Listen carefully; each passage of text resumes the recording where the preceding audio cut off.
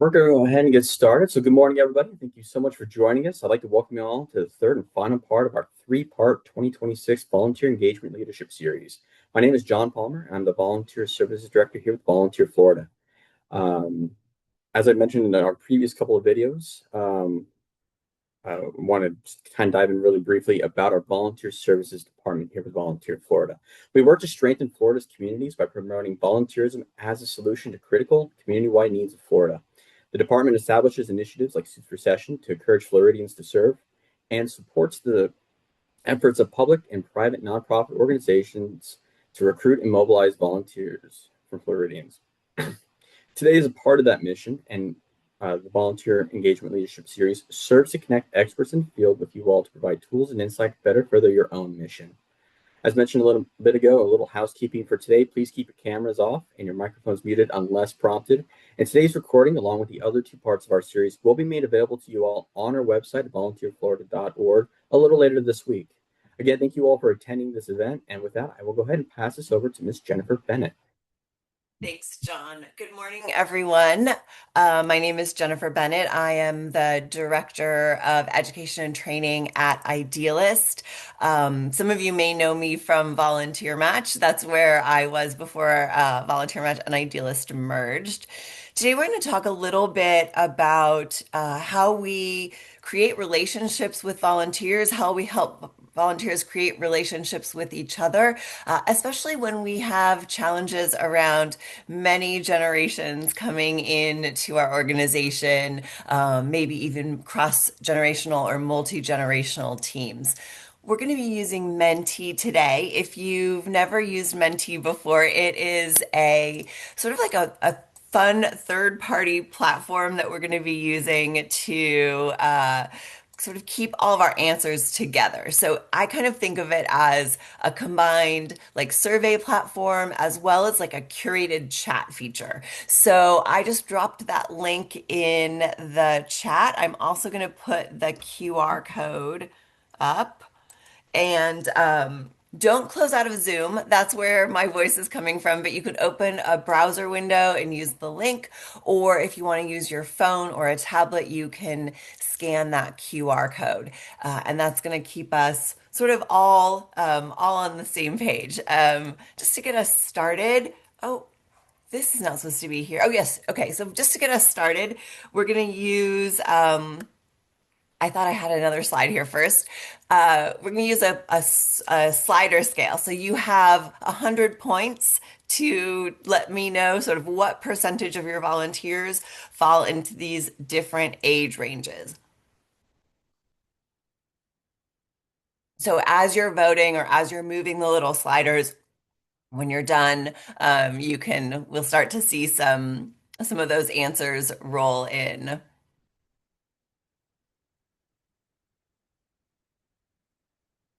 I can see you, everybody's I like that they've added in the little counter so I can see all the people who are joining us. There we go.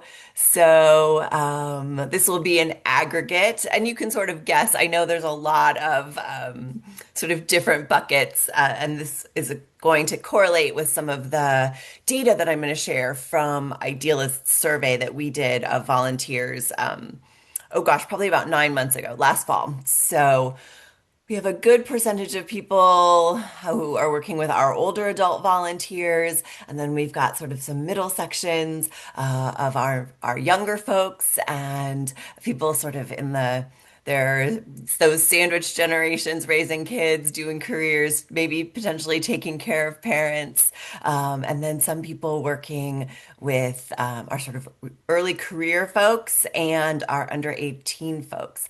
So I'll give you guys a chance to get comfortable with the platform. This is the hardest one. We have some word clouds today, and we have some open-ended questions. One of the great things about Menti is it's 100% anonymous. So there's absolutely no way for anybody to know who you are or what you're writing. So you can, when we get to some of the questions where we're talking about challenges, you can feel free to be as open with that as you feel comfortable. Okay, give you guys a couple more seconds here to get in and get settled into the platform. This is great. So I'm seeing again a lot of our older adults, some of those younger folks, early career folks coming in at the bottom with our under 18s. And this is really interesting. We're going to see in the survey data we have some of these sort of representations are echoed there as well. We have a lot of older adults, people sort of over the age of 55, participating in our surveys. So it's nice to see that this kind of aligns with those pieces. Um, all right. So my next question, before we sort of get into some of the survey data and we start this conversation, this is a word cloud. So and you should be able to put in more than one word. If you see something that someone else has written that resonates with you, you can type that in as well, and it will get bigger. But what do you think it feels like to be a volunteer in your organization? This could be something that you know if you've done surveys or satisfaction. Um, all right. I'm not sure what's going on there, if that's a um, all right. So again, if you see heard, valued, I love these. Community. Sometimes we also hear some words that are not 100% positive. Sometimes it can be confusing. Oh, I see confusing is in there. Sometimes it can feel frustrating. But this is always, I think, a nice place to start when we put ourselves in the shoes of our volunteers and sort of figure out what we think it feels like. How can we be a part of, or how can we sort of put ourselves in the shoes of our volunteers to understand where they're thriving, where they feel like the experience is volunteer centered, and where they might be hitting some barriers or feeling frustrated or feeling challenged. But I love all these great positive words: valued, grateful, supported, community, rewarding, impactful. These are great words. Um, Surprised, I see that one's in there tiny. That's an interesting one. Joy, emotional. And then again, some of those less great words, disheartened and confused. But working with volunteers, inviting volunteers in, engaging volunteers is sort of a mixed bag, right? Not everything is supposed to be joyful and easy, right? Sometimes we're doing really hard work in our community, and that might feel poignant. It might feel like people are giving of themselves and feeling like they might not be making as much of a difference as they want to, right? And so we need to understand all of these pieces. And when we start talking about volunteers in different places in their life, volunteers from different generations coming together, we need to be even more thoughtful about what we think it feels like to be that volunteer. If you've ever walked into a place and been the only older person, only younger person, sometimes in our organizations, we say, oh, we want more male volunteers so we can better match our volunteers up with our clients. Sometimes we want volunteers that come from different neighborhoods or different backgrounds. And we need to be thoughtful about how it might feel to those people coming into our organization. Okay. Um, my next question here is, what words do you want volunteers to use to describe volunteering with your organization? So we've thought about what we think, but what's that goal? If you could have people say at the end of that first shift or after their experience with your organization, it was, what would those words be? What would you want people to take away from that experience? Yeah.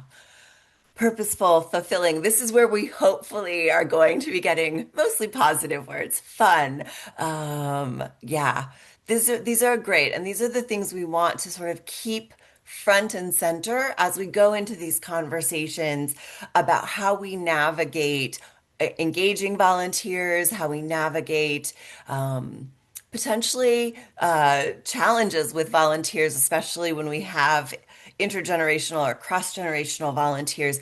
We know that sometimes interpersonal conflicts can happen even amongst volunteers of the same age, right? Or between volunteers and clients or volunteers and staff. All right. I love this. Valued, rewarding, impactful, fulfilling, accomplished. So understanding the mission, I love that. Life-changing, appreciated. These are great words. Okay, so this is a little bit of, as I said, sort of setting the stage. We're going to jump in now, and I'm going to be sharing these slides with all of your answers with John after the session, and I believe he's going to be sharing those out. So when we get into some of these more detailed answers that we're going to get to in just a couple of minutes, you'll have a chance to read through them and see what you wrote and then see what other people have written too. Sometimes we have good ideas we can share. Sometimes it's nice to feel like the challenges we're facing, we're not facing them alone. Others in other organizations might have similar challenges. Okay, so before we get going, I just love to know, again, this is a word cloud, where you all are working in the community. Are you supporting children's literacy? Are you doing some of those other things so I can get a sense of who all is in the call?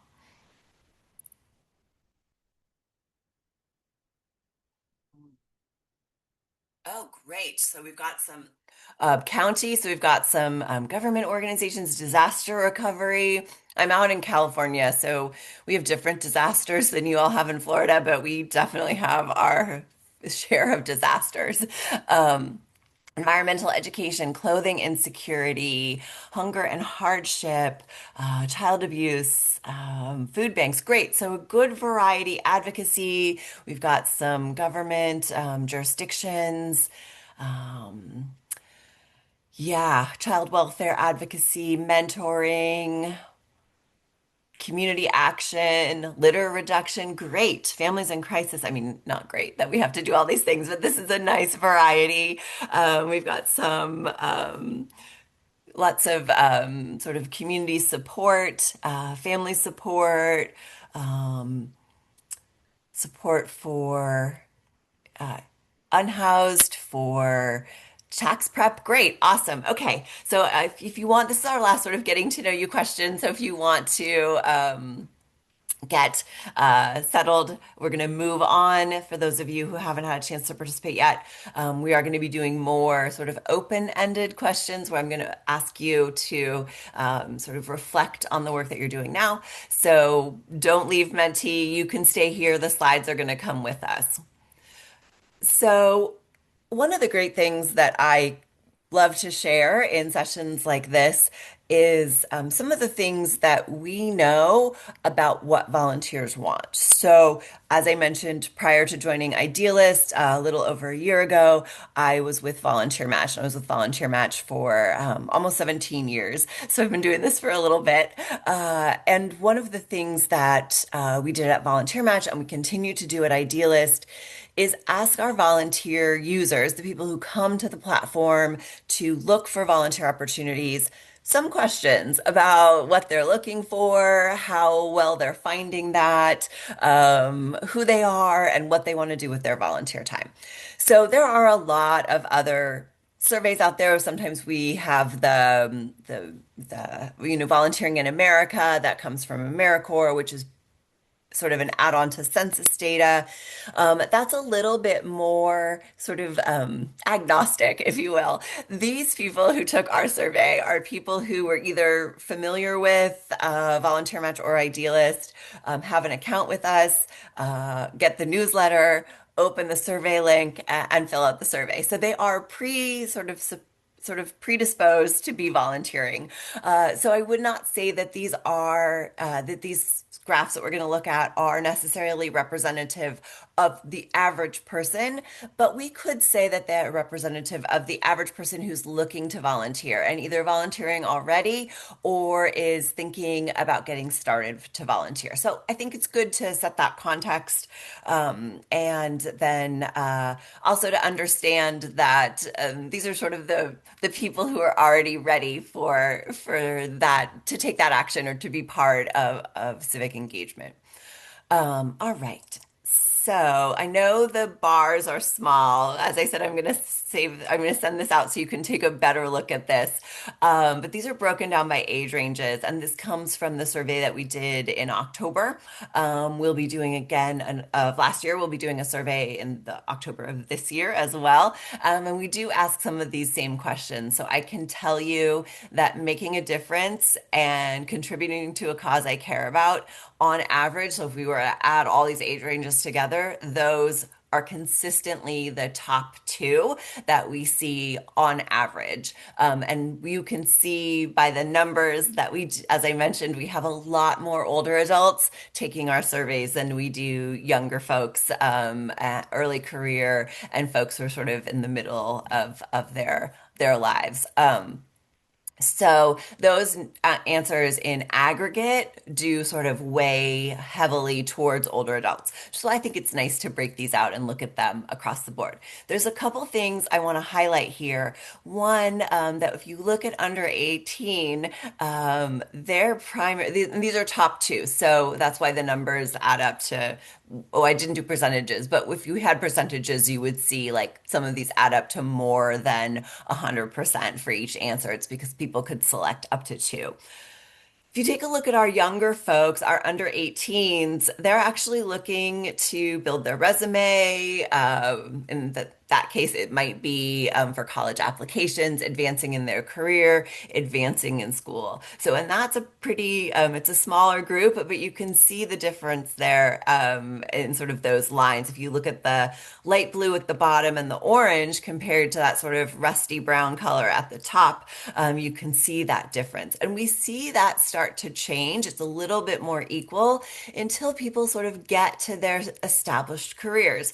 And then you can see that they are looking to build or share their skills. You can see, actually, this is one of my favorites. Also, usually showing up in the top three is connect with others who care about a cause I care about. And I think this is a really important thing to think about. When we think about recruiting volunteers, when we think about designing our volunteer engagement strategy, when we think about building relationships with volunteers, they're coming because they want to make a difference. They see something, maybe they have time, they're missing something, they want to give back. So they want to make that difference. They want to make a difference someplace where it matters to them. Not everyone wants to read to kids. Not everybody wants to do a beach cleanup. Everybody sort of comes to volunteering with a different goal, motivation, philosophy, background, but it's something that they care about. And then usually on aggregate, again, that third answer is connect with others who care about a cause I care about. I'm a birder. I have a couple of friends who also like birds, but a lot of people are like, I don't really care about all the things that you know about birds. So, to find a place where I can go and connect with other people who are just as excited to talk about birds as I am really means something to me. For some people, that might be a Master Gardener program or something else that really they are passionate about and they want to connect with others who are passionate about that. So we have to remember that it's not just a one-way street when we think about volunteers and onboarding volunteers about what they can do for our organization. It's about meeting the goals and the motivations that our volunteers have for coming to our organization. Okay. So this one, again, it's a lot of information. Um, this is top two factors for selecting an opportunity on Idealist. So as you search through there, what are you seeing? What matters to you? Feel strongly about the mission. So somebody said in what they hope volunteers feel or know is that they have a connection to the mission. Again, We see in our older adults that one is always pretty high, and that an aggregate sort of overwhelms the surveys. But if you look down on some of our folks who are under 18, our early career folks, our college and early career folks, there you can see there's a little bit more competition for feel strongly about the mission. Growing skills, particularly in our 34 and unders, that growing skills and experience shows up in there.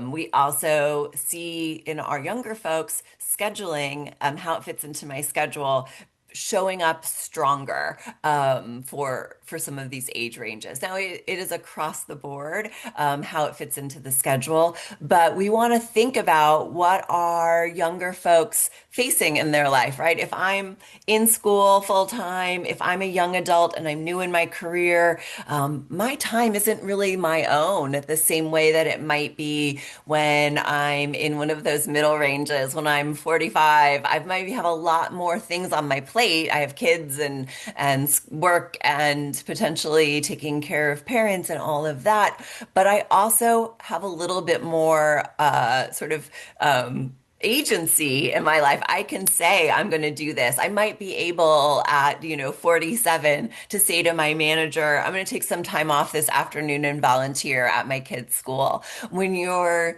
22, you might not have that ability to say that to your manager. So we want to think when we're thinking about building opportunities, when we're thinking about scheduling, we want to think about where do we need to allow flexibility more for our volunteers because they might have exams. They might be going home for the summer if we're working with younger adults. If we're working with our older adults, they may have doctor's appointments that they've waited a long time to get, or they have spouses that they need to take to doctor's appointments.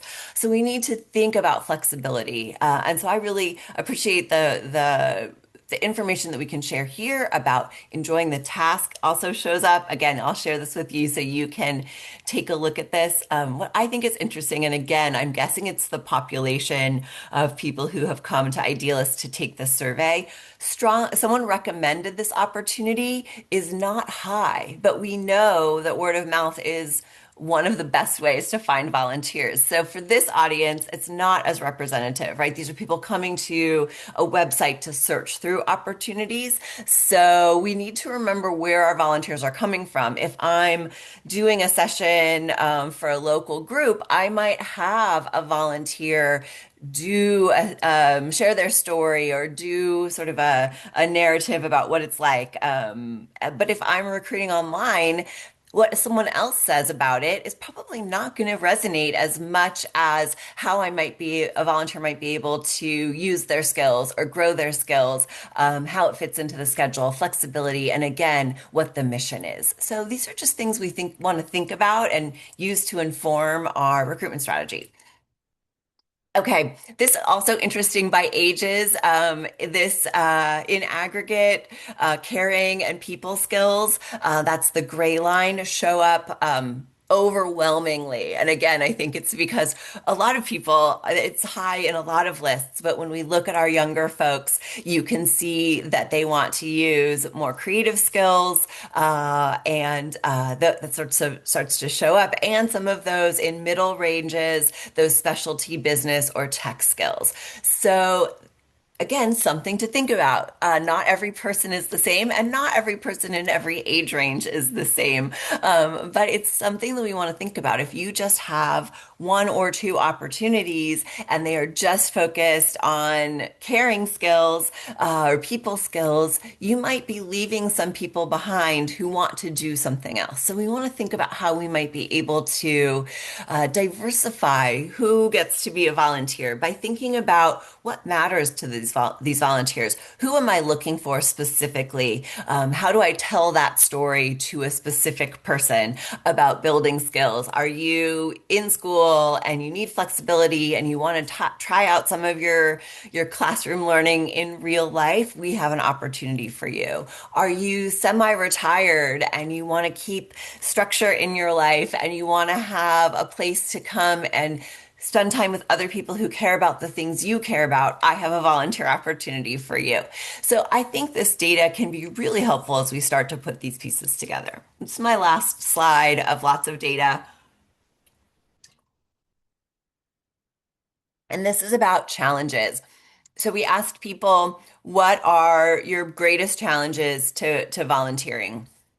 And you can see for our older adults, there aren't a lot of challenges. There have none or no challenges, followed by the orgs are unresponsive.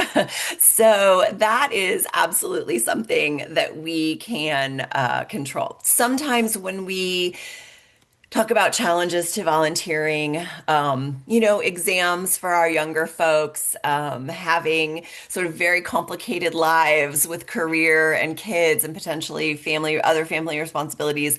We can't really change that, right? As a leader of volunteers, I can't say, oh, well, don't go to your exams, come and volunteer with me. But there are definitely some things on this list that we have complete control over. Orgs being unresponsive, meaning someone reached out to an organization through the Idealist or the Volunteer Match platform and no one got back to them. That is something we absolutely can control. Whether that means we are engaging volunteers to help us with that initial relationship building, that initial connection, whether we're remembering to take down our volunteer opportunities when we're not actively recruiting, but really thinking about what that means for the beginning of a relationship to have somebody not get back to you. So none is great. Orgs are unresponsive is not great. Some of the other things we do have some control over. So we see, excuse me, difficulty scheduling across the board, but particularly for our younger folks who may not have that much flexibility in their schedule, right? They don't decide when exams are. They don't feel like they can tell their manager, I'm going to take some time off to volunteer. Even if they have volunteer time off, they may not feel like they're able to do that. Difficulty scheduling, roles aren't fulfilling. That is the light blue one at the bottom, and you can see that that is showing up as well. Roles aren't fulfilling, didn't feel connected. These are pieces that, again, we have some control over. We can design opportunities that are mission driven.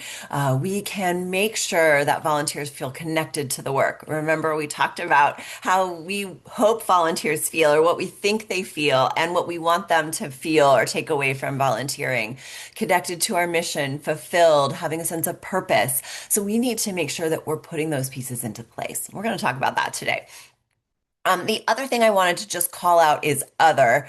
And it widely, a lot of times with other, I can go in and reclassify them. They're just somebody who felt like the answer that came from the standard answer wasn't as good of an answer as what they wanted. But we had some other interesting things here show up.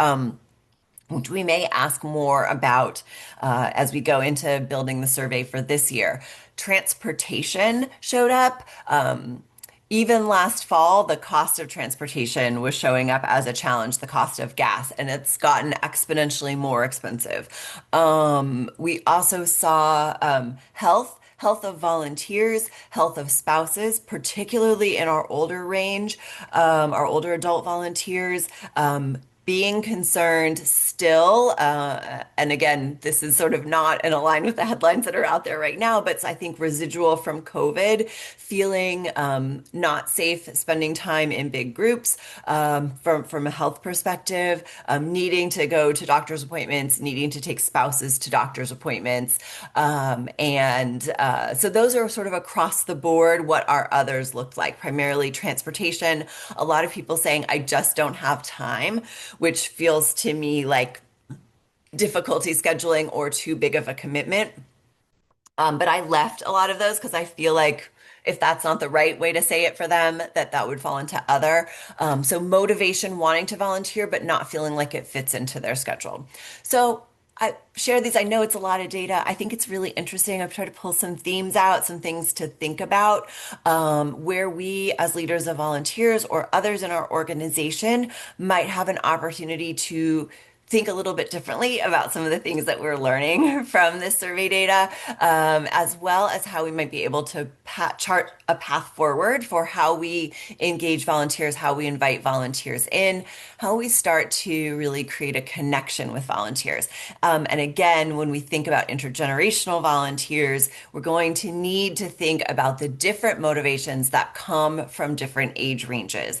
And again, as I mentioned, age ranges are not monoliths. Not everyone who is 66 plus has the same sort of motivations or challenges, just like everyone who's under 18 doesn't have the same motivations and challenges. But on average, we have to understand that the challenges faced by someone who's older, more established in their career, can drive themselves, maybe, even if it's expensive, are going to be different than those of younger generations. And then our middle generations, our sandwich generations, which have a lot on their plates, might need something more flexible, might need an opportunity to volunteer once and then let it go and then come back so that they can step away when they need to when things get busy. Although I would say that for all generations, honestly, our lives have changed. I think the way we schedule ourselves have changed fundamentally in the last few years. So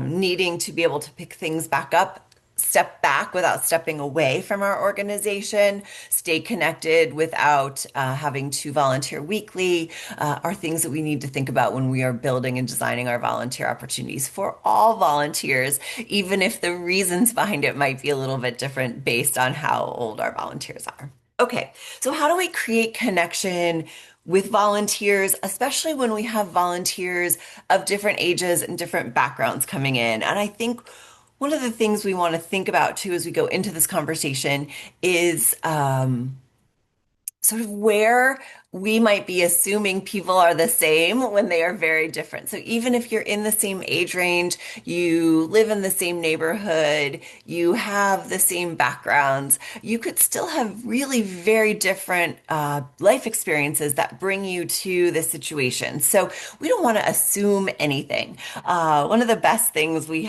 can do with volunteers is ask them. Ask them how they're enjoying their experience. Ask them where their pain points are, or where they feel like they have barriers. Ask them how their satisfaction survey questions. Do they feel appreciated? Do they feel connected? Do they have the tools and resources to do the work we're asking them to do? So we're going to think about how we build this relationship with volunteers, and we're going to think about how we can start to build relationships with different types of volunteers and how we can help volunteers sort of connect with each other as well. Okay. So I'm going to start this with sort of this is a funnel. We're going to start at the top of the funnel and like sort of get narrower on this conversation.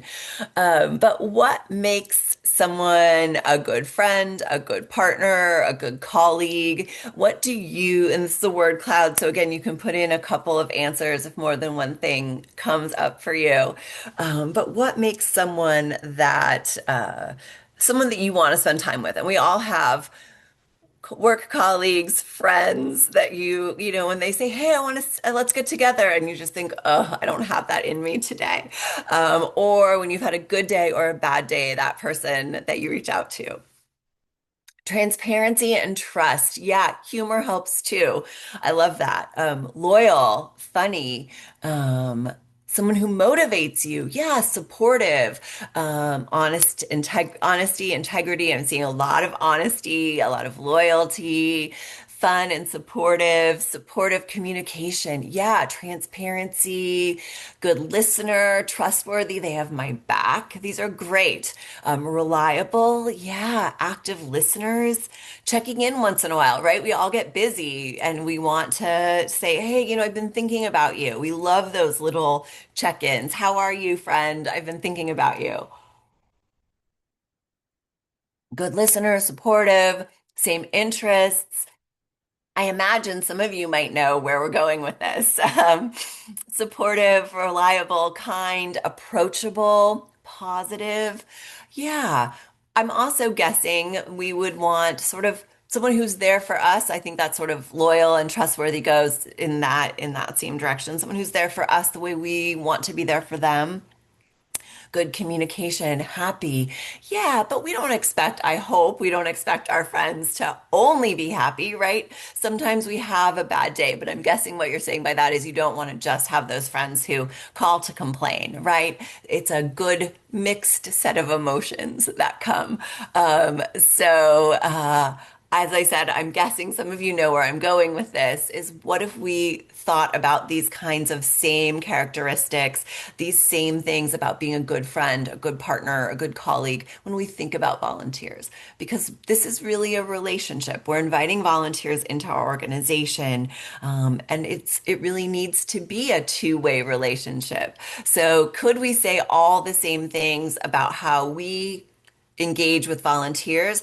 And could we say those same things back about how volunteers engage with us? Or are we being maybe a bad friend in this relationship? Or are volunteers being a bad friend? If we have volunteers that come in and have sort of are feel entitled to not follow rules, if we have volunteers that sort of do things their own way, they're not being a good partner or they're not being a good colleague. If we just expect volunteers to wait for us to snap our fingers and tell them what to do, we're not being a good partner. We're not being a good colleague or a good friend to our volunteers.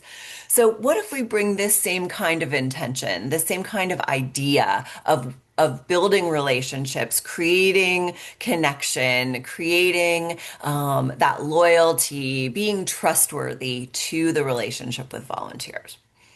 So one of the things that I think about a lot is we talk about the sort of the three R's of volunteer engagement. We think about recruiting, we think about retention, we think about recognition. And this is sort of this cycle, right? We recruit volunteers, we do something to keep volunteers, we recognize volunteers, then we start this loop over again, or we redeploy them and sort of start over. So I'm going to say a couple of things. First, this is all about building a relationship, right? And oftentimes we talk about, well, how do I retain volunteers? What kind of retention activities should I be doing? And I think about the idea of retention or keeping volunteers. It's really an outcome, right? It's something that happens when we build good relationships with volunteers, when we understand that they are people with challenges and needs and wants and preferences, and we invite them in and we create an opportunity for them to make a difference in their community, give them that connection to the cause that they care about, and we see them as people and we support them. These are how we keep our volunteers in our organization. So there's no thing you can do to retain volunteers. We really want to think about this as an outcome of good volunteer engagement practices. And the great thing about all of this is relationship building. And it starts with recruitment. It starts with the words that we use or the way that we talk to prospective volunteers? Are we setting that relationship up for success? Are we being authentic and transparent and honest about what it's like to be a volunteer in our organization? Or are we like sort of sugarcoating it? Are we just trying to get them in so we can trap them? We won't let them go. We'll make it sound perfect when it might actually be hard. And there's nothing wrong with volunteering being hard as long as there's support for it, as long as there's a sense of impact or volunteers know what, sort of why they're doing these hard things. Sometimes it's the opposite. Sometimes we make it sound really hard to be a volunteer.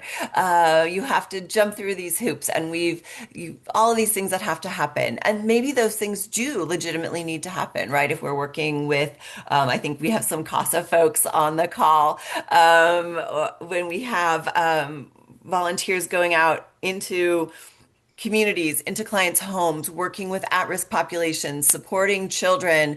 This is really work that's really a heavy level of responsibility. We need to make sure that volunteers understand that they're going to have to go through a background check or go through training, that it might be difficult, but we don't need to sort of make it sound extra hard or test volunteers' loyalty. I don't know if we have any animal care folks on the call. I couldn't read all the little tiny words in our cause area word cloud, but that's where I got my start.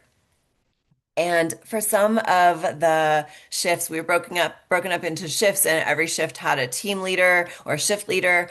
For some of those shift leaders, they would have volunteers doing dishes and doing laundry for months to prove that they were loyal to the organization. And if you survived that, I don't know what that says about you, but yes, everybody has to do some dishes. Everybody has to do some laundry in the animal shelter.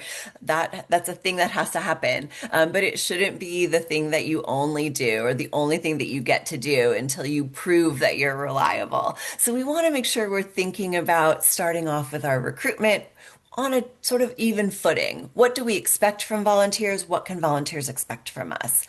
Again, this idea of relationship building rather than retention. We can't keep all volunteers forever. I have another survey question. I didn't put it in today, but one of the things I ask is, what does a volunteer relationship success look like? And one of the answers is volunteers stay with us forever, or at least a decade. And that is not the most popular one. The most popular one is that people have an understanding for our mission, even if they only volunteer once, which I think is amazing, right? That's such a great perspective to have. So if you think of inviting people in and having them get to know you, get to know your organization, understand the work that you do, the mission that you serve, and then they go out and go about the rest of their life having that connection, having that knowledge, that can be a win as well, especially if they then become a donor or they support you in other ways, even if volunteering wasn't the right place. We're not going to talk too much about recognition today, but I will say a good recognition is based on sort of the individual person. And that doesn't mean that if you have 100 volunteers, you have to have 100 recognition strategies, but it can't be one size fits all. It cannot just be the person who volunteers the most hours, because when we think about people in different stages in their lives, we think about how they're volunteering. Not everyone can give as many hours. Not everyone has that flexibility, right? Not everyone has the opportunity or the privilege to be the person who gives the most hours. So we want to think about how we're recognizing contributions, all contributions, maybe not in the same way. What means something for an older adult might be different than what matters or is meaningful to a younger volunteer. Being a sort of a reference, a personal reference, or I'm writing a letter of recommendation for a younger volunteer might mean a whole bunch, right? For a college application or for a scholarship. But for an older adult, they're probably not looking for letters of recommendation very often. So we really want to think about where can we meet the volunteers in their journey through their life. How do we think about building relationships, connection? We're going to talk about team building today as well, into the forefront of opportunities, meaning we're developing volunteer opportunities with these activities and these goals in mind. We're not figuring it out once volunteers get there.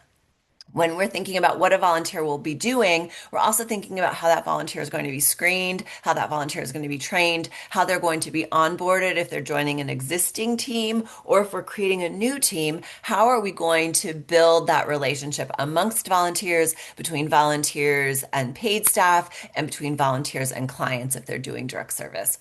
And again, the more we think about this in the beginning, it's not to say it's going to be perfect, right? Nothing, people are imperfect. That's one of the benefits of being a person. But when we think about how we're going to go through this, from the beginning, instead of trying to figure it out once we've already onboarded volunteers, I guarantee you're going to be more successful and volunteers are going to feel more part of the process.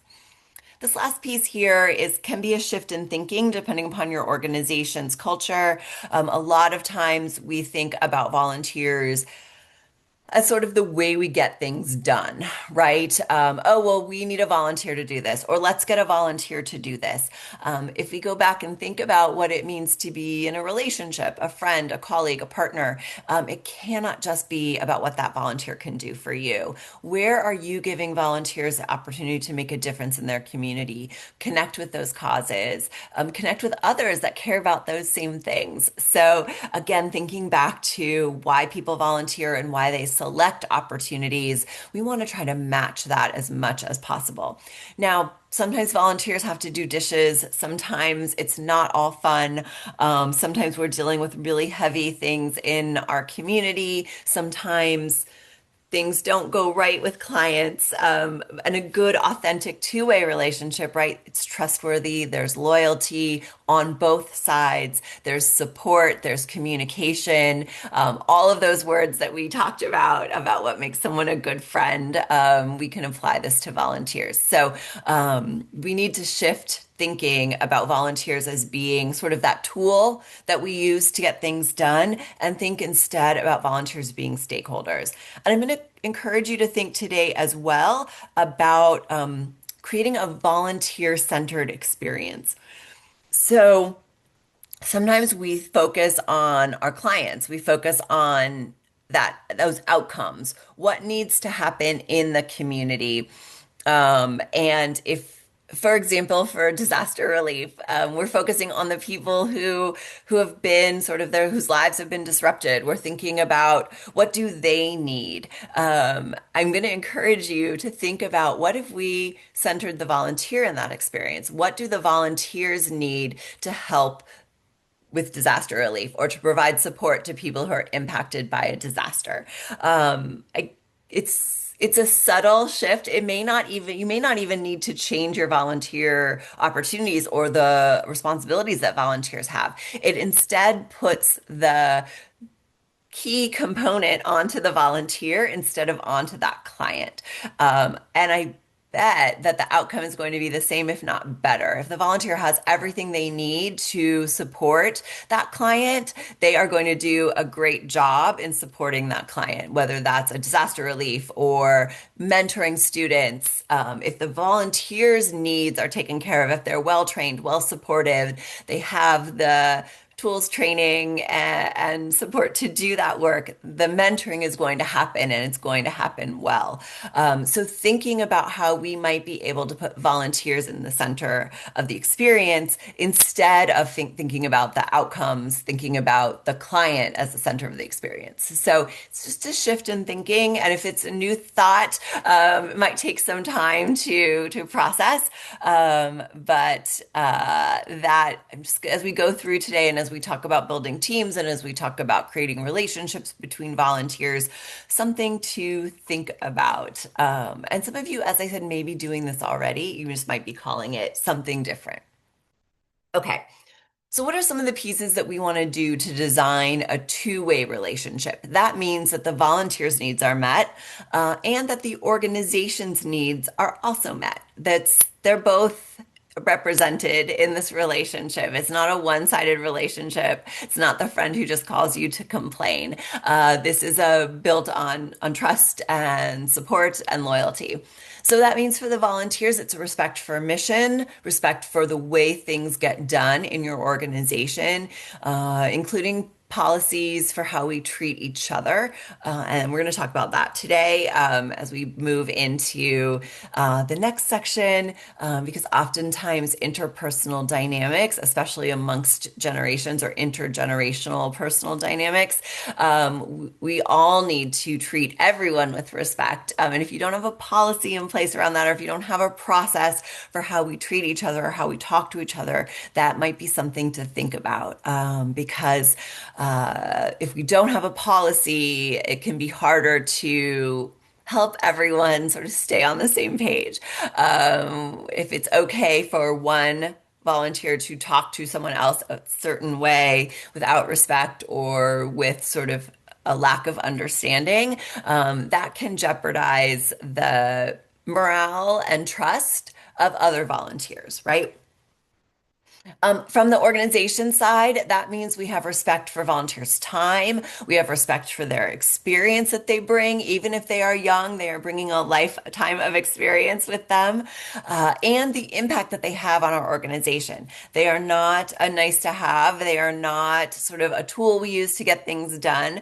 They are people with preferences and skills, and we should treat them like people and not like, I think sometimes others in our organization think that we just like have a closet of volunteer robots and we just turn them on, right? We just like let them out of their closet and program them and they go and do that work. But they're people with preferences and lives, very busy lives, we saw from some of the survey data. That also means for volunteers and for organization that feedback and evaluation should go both ways. So we're not just providing feedback to volunteers about the work that they're doing. We're asking them to provide feedback and evaluation for what we're doing as an organization, how we're supporting them, what ideas they have. We want to think about channels and opportunities for volunteers to provide feedback on the work, on the overall program, your volunteer engagement strategy, different opportunities. I always like to say volunteers are experts at being volunteers in your organization. Tap into that, invite them. Cross-generational teams can be really powerful when we ask them to approach this experience or about this work from their own perspectives and to share and collaborate and to work as a team. We also want to know volunteers to know that suggestions and questions are encouraged. And that might be harder to do than to say. Especially if you feel like, especially with our older adults, sometimes we have a flatter learning curve. It can be hard for them to get up to speed on certain activities, or if something changes, it can be hard to sort of rewire those pathways so that that new process is the way they're completing things.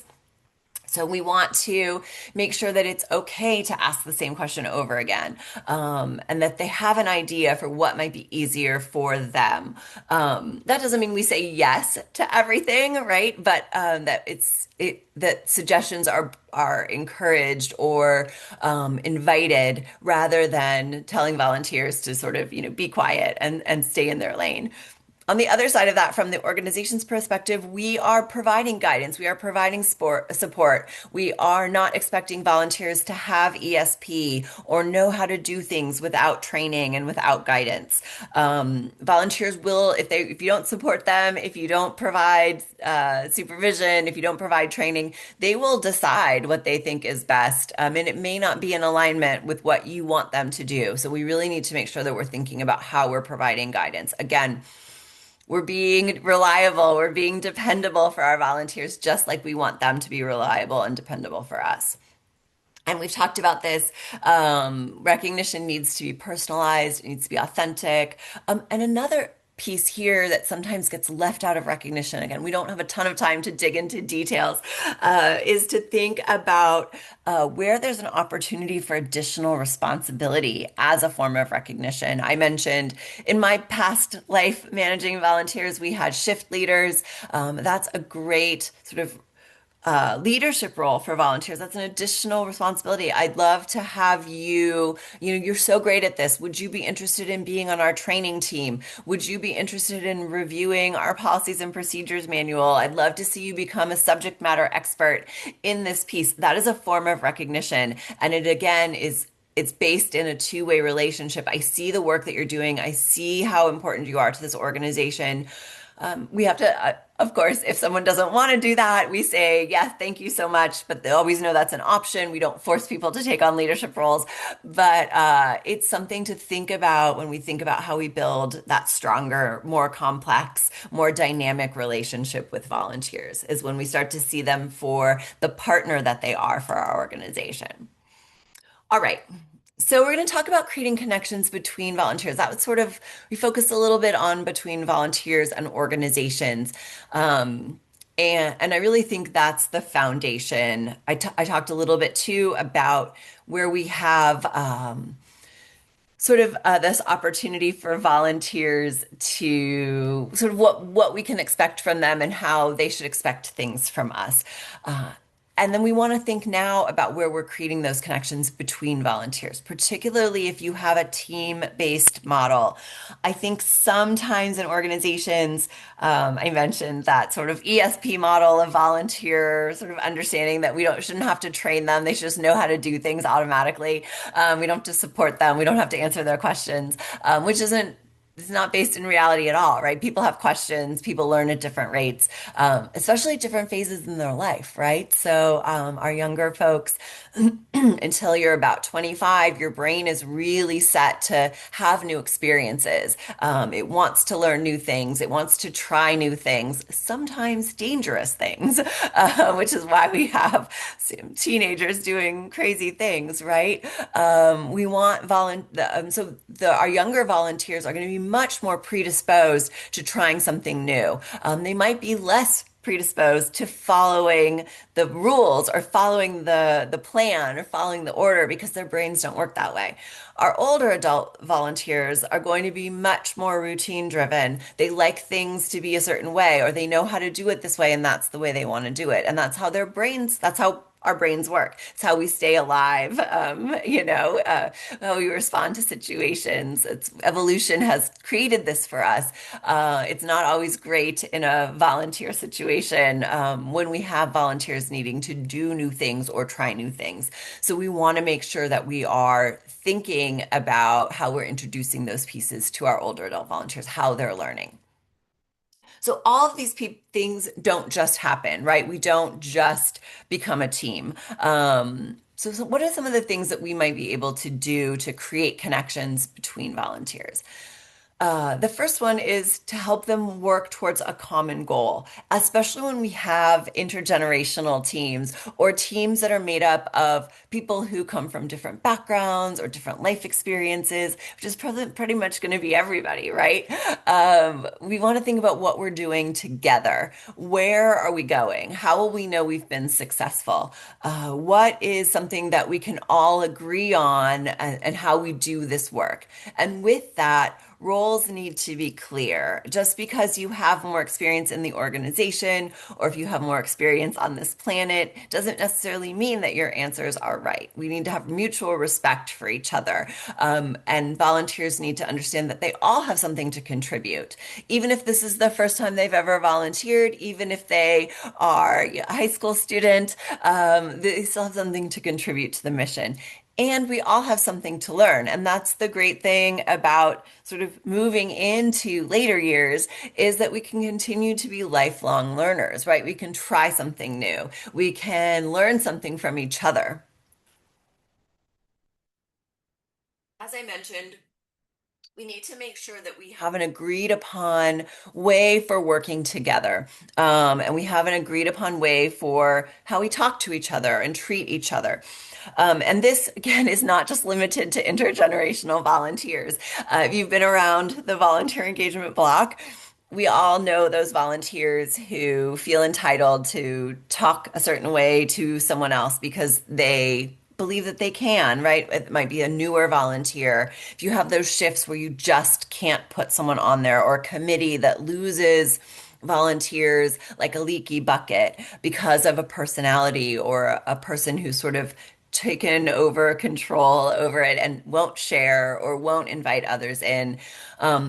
This does two things, right? It really creates we're catering to a volunteer that may not have the best interests of the organization at heart, even if they say that they do, right? That they can't see the realities of their own actions. The other thing it does is it sort of undermines that trust, that sort of relationship, the morale of other volunteers. If they feel unprotected, if they feel like they're not contributing or they're not being invited to be part of the team, that is something that will. If you have volunteers that leave, sort of ghost you, that can be one of those reasons. So we really want to make sure that we have an agreed upon sort of code of conduct, or how we interact with each other, and that there are ramifications for not following those rules. And that's again, that could be a whole 90-minute conversation right there. Interpersonal dynamics, but really making sure that we hold ourselves as stakeholders in your organization to these policies. If you don't have these and this sounds familiar and sounds like something you're struggling with, that might be something to think about. I think these are very powerful when volunteers contribute to them, when it's almost even a volunteer-driven activity. Volunteers put their own code of conduct together, or sometimes it's like a written, like a, volunteers will do this, the organization will do this, like sort of a Bill of Rights kind of within an organization. All right.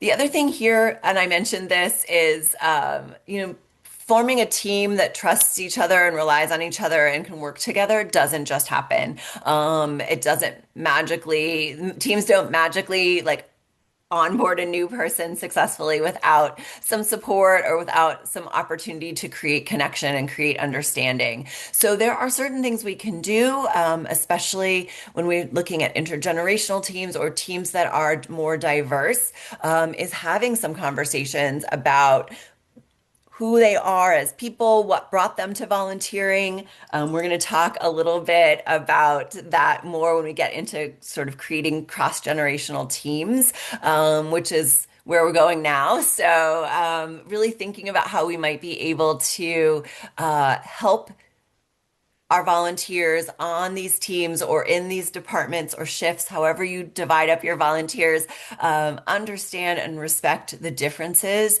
and find those commonalities. So we're going to spend a couple minutes here. I want you to think about where you are seeing cross-generational teams working well in your organization. I know sometimes when we have older adults and younger folks working together, that sort of cross-generational mentoring where we might have older adults guiding and sort of supporting our younger volunteers with some, sort of especially patience. Oh yeah, this happens sometimes with clients, and we see younger volunteers supporting our older adults with technology. Right. So being that sort of person mentoring, yeah, when they bring different and individual understanding and insight from their generations to a challenge, yeah. There's an adage, right, that says if you want to build something fast, and it's particularly around websites, right? If you want to build something fast, you build a homogenous team. You get the like 10 of the exact same people together, and they'll build something really fast. If you want to build something good, you have to bring in people with a bunch of different perspectives. So when we think about creating cross-generational teams, we want to think about how we build something good because everyone has a slightly different perspective. We want to think about who's missing too, just because we have cross-generational or volunteers that like look different or have different backgrounds, we might still have people who are missing. So who else could we invite into this process? In leadership, yeah. Giving younger folks the opportunity for leadership, especially our early career folks, can be really powerful as a volunteer opportunity, especially when they have the opportunity to bounce ideas off of volunteers who maybe have decades of experience doing this kind of work. Mentoring, yeah, mentoring law students, mentoring each other too. If you've ever had intergenerational teams and you have younger volunteers who have a lot of experience, and maybe have been doing this for a while, and they start mentoring an older volunteer who's newer to your organization, so they have more life experience but less organization experience, to see that happen, to see those dynamics click, can be really powerful to give that volunteer confidence, that younger volunteer confidence, and to I'm going to say this, sometimes it can be easier to not know something when you're talking to someone younger than you, right? Than it is to talk to your peer or someone older than you, right? You don't want to feel like you don't have the answers. But when you're talking to somebody who is asking a lot of questions or doesn't have a lot of experience and they are that expert, it can be very empowering to ask questions in that situation. All right, we'll spend another couple seconds here if you have anything you want to add. You can also just do this on your own. But again, this is 100% anonymous, and I really like this tool because we can all go back and look at these and see what other people are doing. So see where we have other good ideas or good examples. Sharing experiences and volunteer appreciation events. Yeah. Um, when I was at Volunteer Much, we used to do something called the Wall of Appreciation. And we would just have post-it notes. And if you had like a great interaction or somebody did something awesome, or you wanted to recognize someone, you would just write a little sentence on the post-it note and put it up there. And it wasn't required. It was organic. But to be able to celebrate those like shared experiences, I really appreciate so and so for doing this. And again, creating that team building piece. Uniting around the cause of the company, the organization, yeah, mentoring by experience, yeah. And remembering that younger folks have experience too. They may not have as many years of experience, but they might have very robust experience in certain areas. Connecting with and helping clients of similar generations. Oh, I love that. So we're matching up clients that have similar life experiences or similar stages of their life. Yeah, really powerful, supportive and bringing different experiences and a wide variety of skill sets. Absolutely. So as you reflect back on those activities, why do you think it's working well? And we're going to talk a little bit about this, some of these pieces that we can put together. But if you have an idea of why you think this is working well in your organization, go ahead and share that with us.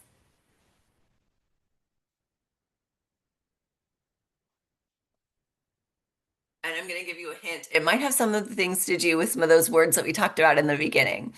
If we are giving volunteers that opportunity to have a good experience, to, yeah, connection, to be a good friend or a colleague to another volunteer, especially when we talk about cross-generational mentoring or supporting, sharing stories, right? We're creating that connection, that sense of community. Um, Spoiler, next we're going to talk about things that aren't working well. And I want you to think about why these things are working well when we talk about the things that aren't working well. So we might be able to weave some of these ideas in, right? Keeping an open perspective, fresh eyes. Yeah, understanding that no matter where you came from, what neighborhood you live in, what your background is, how old you are, whether you are in school or you can't remember being in school, that you have a valid perspective and you care about the organization. You are, remember, we talked about we're all sort of working towards a common goal. We all understand what our role is on this team and how we work together. Learning in a safe environment, that is so important. Making sure we have the right people that fit the work screening, taking advantage of people's characteristics, the things that they're good at, the experience that they have, and not trying to expect our volunteers to be different people to volunteer with us. Yeah, great. Um, Organizations that understand the need, our organization understands the needs of the volunteers. Yeah, volunteer centered. I guarantee the outcomes, the clients are going to be supported if your volunteers are centered in the volunteering experience. If we're not asking volunteers to do work in the community without support, without tools, without training, then that means they have to work extra hard to give the clients and the community the experience that they need. If the volunteers are centered and the volunteers have what they need, the clients and the community will have the experience that they need as well. Supported and connected, new perspectives, more holistic approaches. Yeah. What if we thought about it from somebody else's perspective? How can we like sort of swap shoes? Can we invite one generation to interpret it as if they were a different generation, and see what those perspectives are? Sometimes when we do that role playing, again, team building activities, we can encourage people to have that connection. Volunteers know that they're valued and appreciated. They're part of the team, and there's open communication with managers. That is a gold star answer. They know they have a role. They know that they can, again, remember, suggestions and feedback go both ways. They know that they're valued and appreciated. Congratulations I'm not saying you don't also have some challenges, but that sounds pretty darn good to me. Knowing that they have organization support and that they feel valued. Volunteers have a chance to be part of the community. Yeah, they have a cause they care about and they leave and they want to come back and volunteer again because they know they've made a difference or they can actually see the difference that they're making. The role can be intimidating at first. Mentor volunteers give confidence and they form that initial connection. This is such a strong approach to relationship building for volunteers. Sometimes, as paid staff or leaders of volunteers, we can be spread really thin, right? We're in meetings, we're doing orientations, we're solving problems or putting out fires. It can be really intimidating to approach us because people don't want to bother us and they can see we're busy. But when you have another volunteer whose job it is to be there to answer questions and support each other, to bounce ideas off of, that can be really powerful. And we're creating those connections. When we think about matching them up, we want to think maybe about where they have similar motivations for volunteering. If we have a younger volunteer matched with an older volunteer, we might want to look at what does this person, the older person's life experience look like? Can that be echoed? Like, do we have a volunteer who's really interested in being a teacher, and that's why they're volunteering to work with early childhood literacy, and we have a volunteer who's a retired teacher. Maybe that's a good match. So thinking about where we might be able to create those stronger connections based on motivation, but based on sort of that, again, what we know volunteers want. Again, from survey data that I shared, but also by asking them. All right, keeping the organization active in the community, awareness to the mission.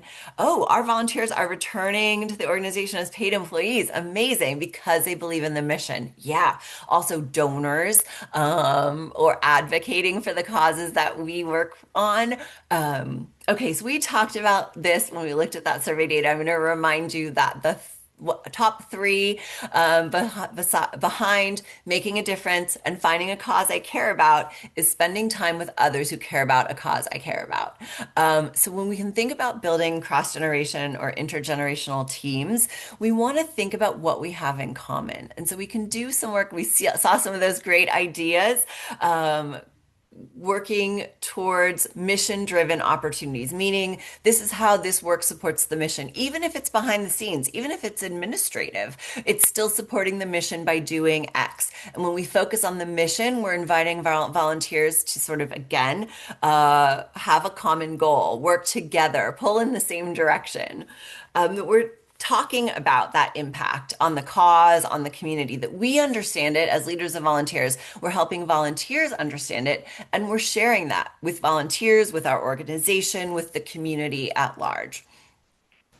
That social component is important as well, that we are not expecting people to magically form a team without giving them team building exercises, without creating those opportunities for connection.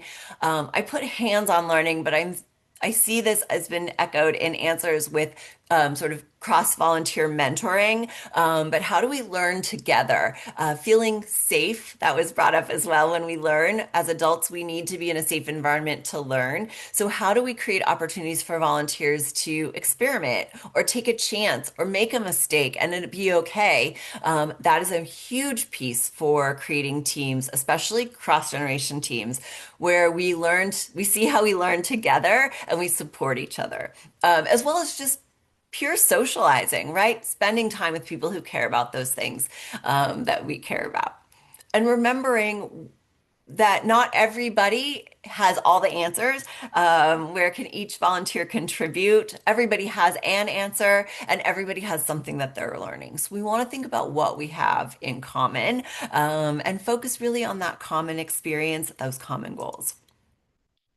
As I mentioned, my next question was going to be biggest challenge. So, where do you have some challenges around cross-generational teams? Not to sway anyone's answer, but I'm guessing there's some interpersonal challenges here. Frustration sometimes from all sides of working with people, working with others.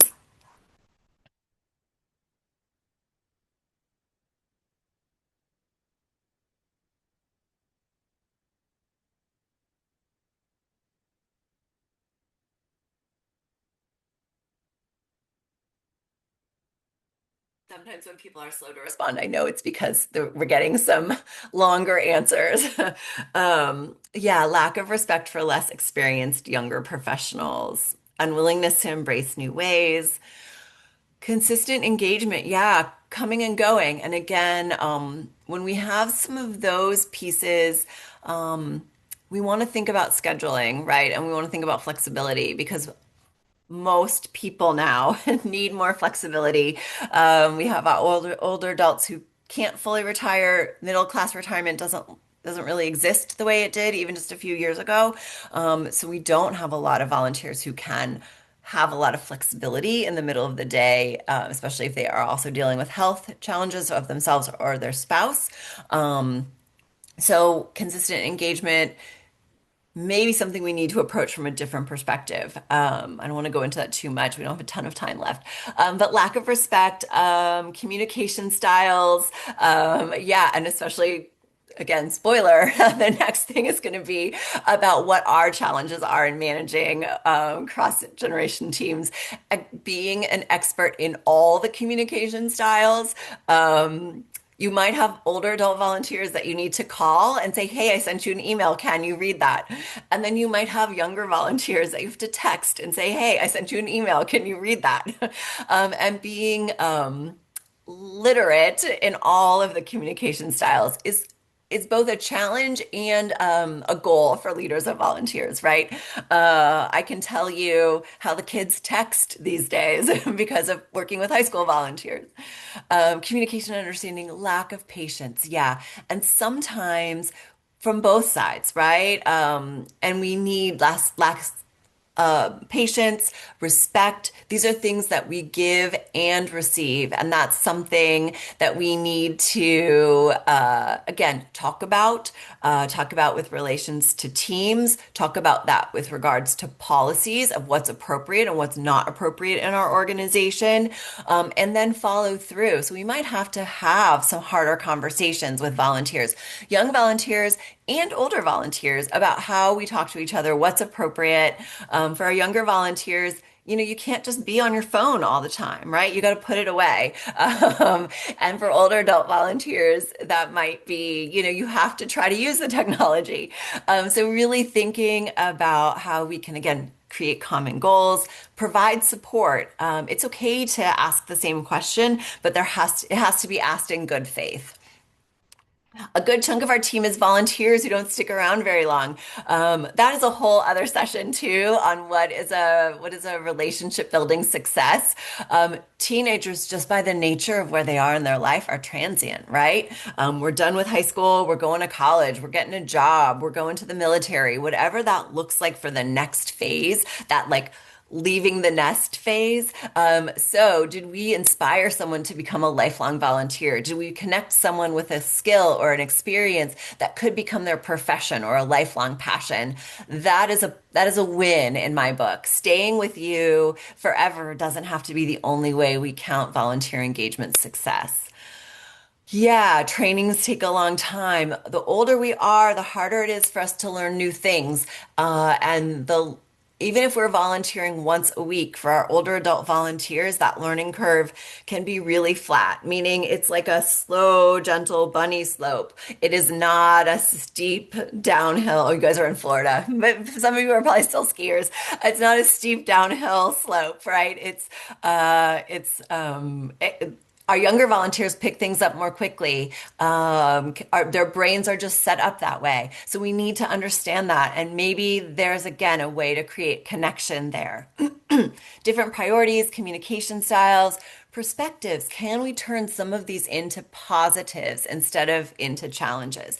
There are definitely challenges, but could we look at that? If you have a different priority, if you have different communication styles, if you have a different perspective, that is also a benefit to your organization. It's a benefit towards volunteering. Lack of commitment, again, asking, does that fit in with the life stage of that volunteer and remembering that everybody's life is getting busy. So if we're looking at what we were doing 5 years ago, 10 years ago, and it's not working, it might be we can't keep the same volunteers or we're not attracting the same volunteers. It may be because life has fundamentally shifted. Everybody is working really hard and they're still sort of sliding backwards. So there's a lot of stress and there's a lot of side hustles and gigs and all of those things that people are needing to do to sort of make ends meet. Something has to give, and unfortunately, sometimes that's volunteering. Technology attitudes, pessimistic views, yeah, apathy. So how do we combat that? I'm going to skip over this, but you probably put this in the back of your head on why it's not working.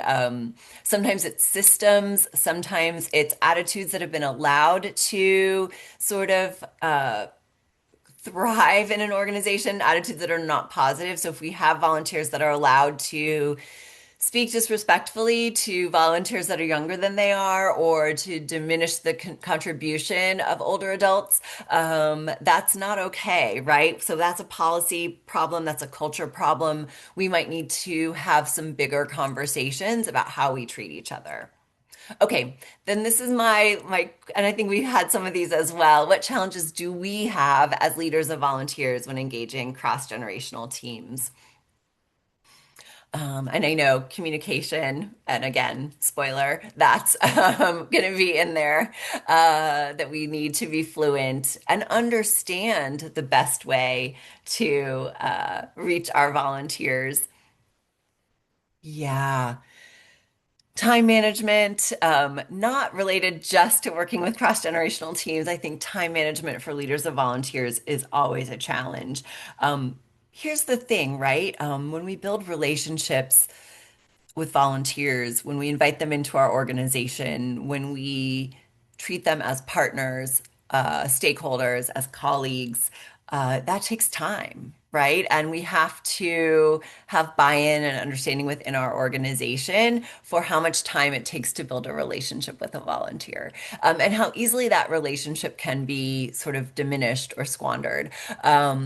There are some things we can think about. Who else can build relationships with volunteers? If you are the only person doing that, that can be a challenge, right? Because there's only so many people you can say hi to in a day, especially if you have dozens or hundreds of volunteers. And thinking about where you might be able to create those team leaders or shift leaders or volunteer mentors where they are building relationships amongst each other. Now, of course, support, knowing when you need to step in, understanding personal dynamics, those are all important too. Patience for those who have challenges learning new systems, yeah. And maybe even inviting others who are not having challenges to think about what's another way we might be able to talk about this. What if this isn't working, how do we explain it in a different way? How can we learn how to do this in a new way? So really asking volunteers to bring creativity to find those common ground or to challenge the assumptions that they're making, right? Because that when we have trust and understanding, and support, that's where we can start to get really creative and really to create those connections, build those teams. This is our common goal. We need everybody to figure out how to do this. Who has an idea that's different from what we've tried already? Changing that mindset to allow volunteering to take place. Yeah. Trusting in the process. Yeah, that can be a big one. Finding the most resource efficient means of communicating. And that's with even with same generation volunteering, that is always going to be a challenge, right? Because not everyone learns in the same way. Not everyone checks their email. Not everyone wants to talk on the phone. So we are going to have to be communication channel chameleons as leaders of volunteers. And that is just part of the job. And the same thing with training and with motivation, recognition. We have to understand that people are not cookie cutters. So the more we can be flexible and diverse in our recognition, in our communications, in how we interact with people, the better we're going to be in leading people, especially cross-generational teams. Staff buy-in and support, and just told what to do instead of asking. Yeah, okay, that again is a whole other session. But yes, paid staff and organization leadership need to have respect for volunteers as well, and respect for volunteers as people. So as we look at some of these relationship building pieces, how can we start to help others build relationships with volunteers and not just think of volunteers as tools to get things done, or as, sort of people we leave standing in the corner until we need them. Um, awesome. New in your role. Think about these things. You get the opportunity to think about these things before they're established. That is amazing. So think about, how do we want people to show up? How do we want people to work together? What kind of promises or commitments can we make to volunteers? What kinds of commitments do we expect volunteers to make to our organization? Our older volunteers are focused on legacy, making a difference, and younger generations are focused on building skills, which can be a conflict between the two. Absolutely. But if we remember the survey data, how do we help them come together? If you're leaving that legacy, you're making a difference, you are this expert in this space, and you're building these skills. Do you have a common goal? Can you have a common goal? How can you pull together to create that, or to serve the community, to serve clients? And that's a team building piece, right? Understanding that everybody has a slightly different motivation, but we can all still accomplish great things together. All right, I have just a couple quick summary slides. I'm going to leave this here again. Lots of good conversation today, but you can think about this one when you get the slides, and I have a worksheet to follow up on, which has similar questions, so you can work on this afterwards. We talked about this, considering the motivations and the goals, and really thinking about where you have opportunities for activities or exercises that allow your stakeholders to have conversations and to reflect on the work. And this could be as simple as, a 5-minute debrief, but where we come together and talk as people, sort of outside of the buckets that we might fill within the organization. So especially when that comment about older volunteer motivations and younger volunteer motivations, how do we find common connection? How do we find a common goal? Having something about that conversation, reflection, providing feedback. How did this go for you? What ideas do you have? Would this work for everyone? What other ideas do you have? Can be a really powerful way to sort of come across, to sort of cross some of those interpersonal divides, right? Sorry, I'm losing my voice. All right, so we talked about this idea of a volunteer-centered experience, building your communication channel competencies. We saw that show up. We really want to put the volunteer in the center, and that means that if you have to print out your newsletter and mail it, and you also have to have a mobile-friendly version of your newsletter, we need to be competent in all of these different communication channels. That's just the fact of leading volunteers. And again, leading volunteers, even if they are all of the same generation, we are going to have communication preferences. We don't have to do it all by ourselves, right? Somebody might be able to print out those newsletters and mail them off for you. But we need to understand that, again, if we are going to be a good colleague, if we're going to be a good partner, we need to meet volunteers where they are. And that might mean that we have to send a text message that says, I need you to read your email that I just sent you. And we might need to get on the phone and call a volunteer and say, I need you to read the email I just sent you. And that's just good relationship building, right? We want to support each other. If you are not thinking about how you have difficult conversations, again, that could be a whole 90-minute session. But interpersonal conflicts are going to happen between volunteers and paid staff, between volunteers and clients, and we need to be prepared for all of those. We talked about this a little bit. I saw this come in one of the comments. We really need to screen for motivation for volunteers. That doesn't mean that we screen someone out based on their motivation, but if you have a shift or a team that functions in a certain way, we need to think about who's coming in and joining that team. Again, teams don't just form, and teams that are formed can be disrupted when we add new people in without proper sort of thought process, and without proper sort of training and team building. So I'm going to leave you with that. It's really about relationships, as I talked about in the beginning. I know we're at time. This is my contact information. You are welcome to reach out and send me an email. I'm also happy to answer any questions. I didn't see any come in. Oh, maybe one just came in. Yes. We've got support social services. Yes. Oh, thank you so much. Please feel free to reach out to me. Again, I'll be sharing these slides. I know we didn't have time to answer all those questions in detail, but you can think about them. And I have as I said, the worksheet that goes along that will help you sort of make that next piece. I'm going to stop sharing and turn this back over to John. Awesome. Well, Jennifer, thank you so much for your time and presentation. That was some fantastic information that I'm hoping and excited for you all to be able to take back to your organizations. With that, we're going to go ahead and wrap this up. As Jennifer mentioned, feel free to reach out to her at any time, any questions you may have. I hope you all have a great rest of your day, and we will see you next year. Again, these recordings will be made available at the end of this week once we have everything lined up on our website at volunteerflorida.org. Thanks, everybody. Goodbye. Thanks, John. Bye bye.